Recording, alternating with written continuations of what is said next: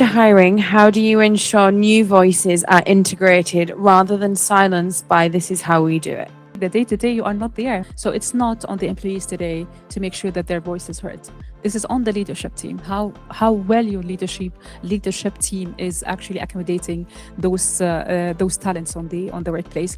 Meaning today, your part is not just to hire and that's it. No, to hire and follow up. So a lot of us having in the interview process, we do have those scorecards, but those scorecards are there not just to make sure that this person is hired, but what is happening after we're hiring them? Are they getting the right training on the job?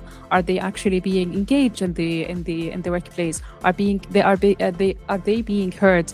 And that's why the importance of the employee satisfaction survey comes in, because this is how we know.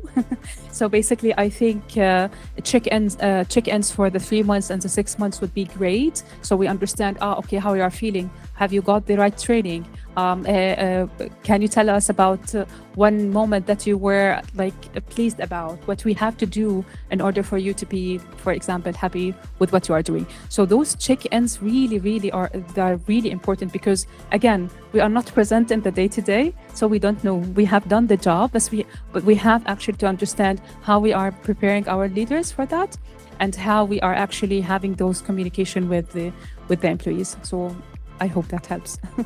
That's a great point. I'll focus a little bit more on the middle management part because I do believe there are a lot of things middle managers can do to make sure people they hire into their teams feel heard. As an example, one could maybe after 2 months, 3 months, I know most people want to know, hey, how am I doing? Am I actually doing? Am I performing well? Feedback. So also feedback can go both ways. So as a manager, even if they are not saying it, you ask, hey, what can we do to support you? Is there something you're saying that you think we can do better? And kind of like draw those things out from them. And sometimes they voice things that goes beyond you to fix. You want to kind of like relay that to the upper management. That's just one part of it, of making sure people are here. And one culture that I also think is important to create in every team is to not stick to, hey, this is the way we've always been doing things and it should continue. So I think a process should only stay when it's still serving you. It's not meant to be permanent. Once you evaluate it's not serving us, then it is time to change it. So, and by making sure everyone has that mindset, something that I tell my team a lot, hey, if this thing is not working, let's change it. We're not here to die.